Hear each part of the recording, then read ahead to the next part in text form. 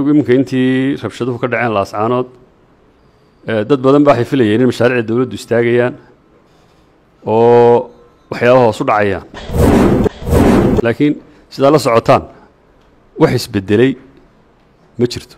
shaqadii sidii bay u socotaa ceelashu waa socdaan kuwa cusub baa la qodayaa dhaamku waa socdaan mashaariicii kale dawladduna way socotaa marka taasuna kulley waa waxyaabo tilmaamaya Somaliland qaran ahaan inay gaadhay meel adag oo runtii lagu xisaabtami karo oo dad badan oo markay meelaha ka hadlayaan oo waliba niman guddiyo la yiraahdo waxa la yiraahdaa 21 group oo dawladdu ra'iisul wasaarayaal iyo madaxweynayaal hore iyo farmaajo iyo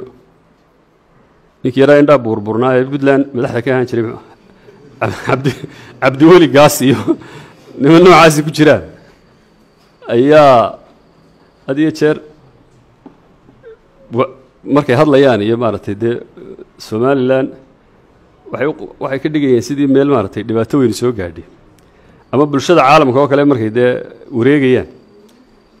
waxay abaabulayeen in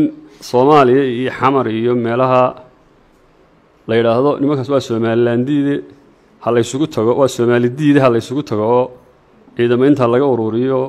baydhabo laga keeno xamar laga keeno Somaliland lagu duulo si dhowr 80kii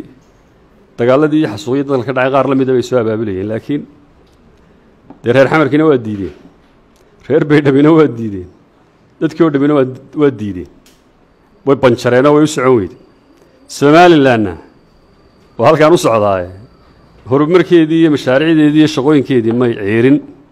sidii bay yana u socdaan sidii baa shaqaaluhu sidii 20 ka mushaarkii u qaataa sidii bay mashaariicdu u socotaa